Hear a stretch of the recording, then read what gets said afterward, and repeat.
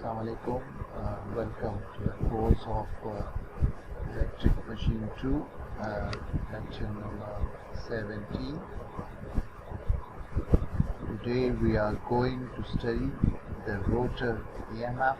and reactance under running condition of a three-phase induction motor, and then the equivalent circuit of a three-phase induction motor.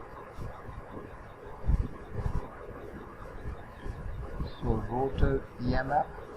and reactance under running condition. E2, the E.M.F. is staying still, that is the rotor induced E.M.F. per phase. X2 is the staying still rotor reactance per phase, and F2 is the rotor current frequency 8 staying still. We have the main frequency, that is the supply frequency of the voltage given to the stator. So it has a frequency of 50 or 60 Hertz, so that is the main frequency, and we denote it from F1 or simply F. So F2 is another frequency, that is the rotor current frequency at staying still. Now when the rotor is stationary, the slip is equal to 1. The frequency of the rotor E.M.F. is the same as that of the stator supply frequency. So in this case, when the rotor is stationary, the frequency of the rotor E.M.F. is the same as that of the supply or stator frequency. The value of E.M.F. induced in the rotor at staying still is maximum, because the relative speed between the rotor and the revolving stator flux is maximum, because the stator, the three-phase induction motor stator, produce a rotating magnetic field. So with respect to that, the rotor is stationary, so the value of E.M.F. in this case in the rotor at staying still is maximum, because the speed between the rotor and the revolving stator flux is maximum. In fact, the motor is equivalent to a three-phase transformer with a short-circuited rotating secondary. So we already know that a three-phase induction motor is like a transformer having a rotating secondary winding. Now what happens when the rotor starts running?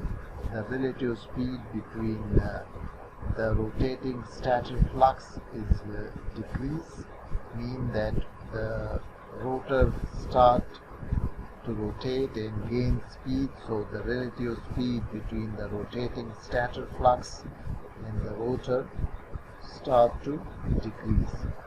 Hence the rotor induced EMF, which is directly proportional to the speed, is also decreased and may disappear if rotor speed were to become equal to the speed of stator flux, which is not possible in case of induction motor, because when it is not a synchronous motor or generator. Hence for slip S, the rotor induced EMF will be S times the induced EMF at staying still.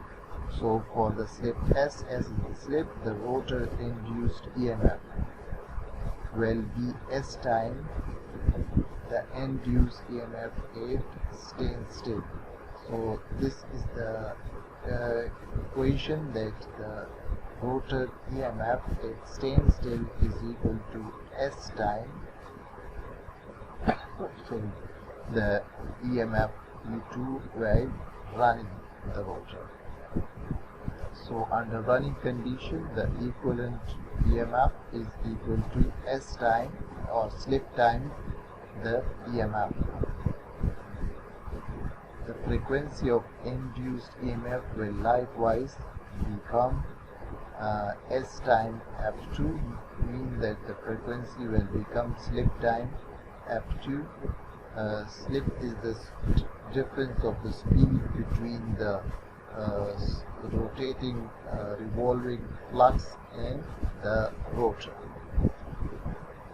So due to decrease in frequency, because the slip is decreased, it stays still, it is 1, and when the motor starts it decreases, so that's why the frequency also decreases.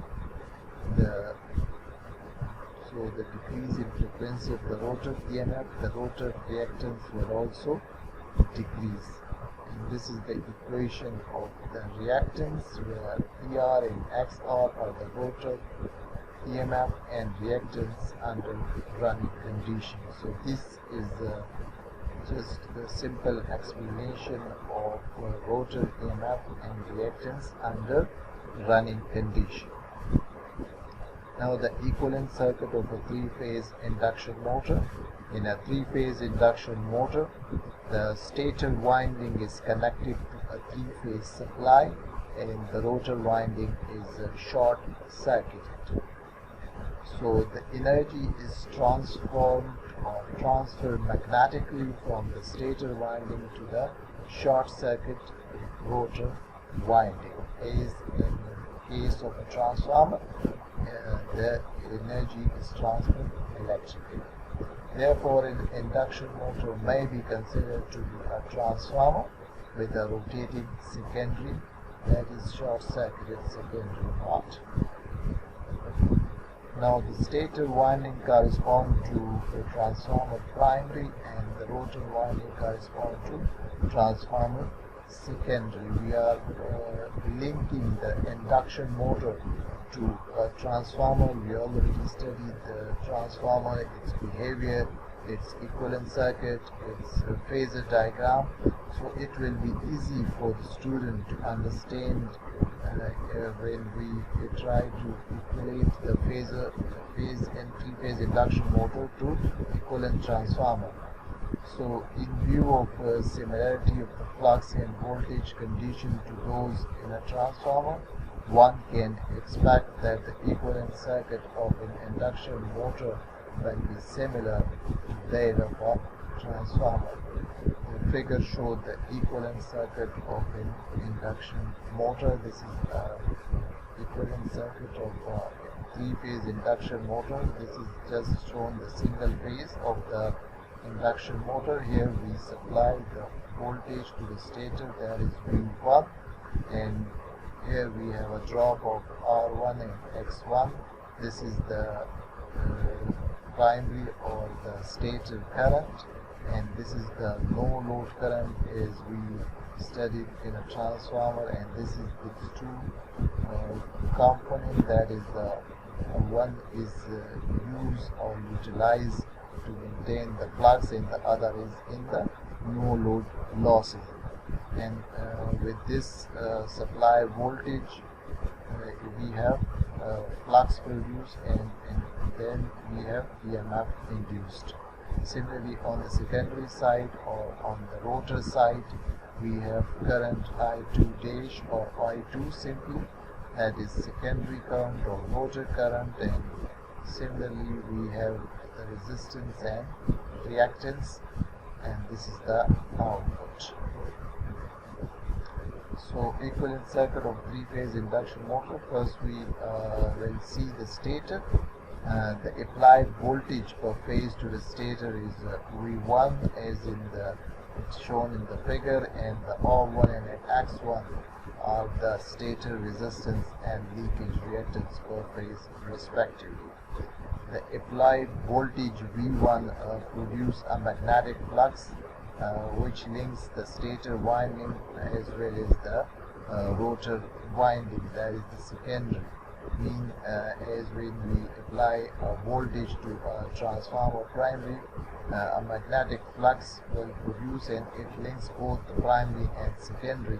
Similarly here also we have the applied voltage V1 that produce a magnetic flux which link the stator winding as well as the rotor winding. As a result of self-induced EMF, E1 is induced in the stator winding and mutually induced EMF E-2 in the secondary winding or in rotor.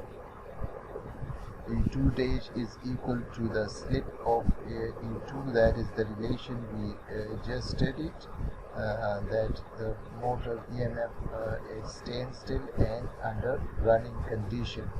And this is the when we transform the secondary or rotor EMF to the stator EMF or primary EMF, where K is the transformation ratio.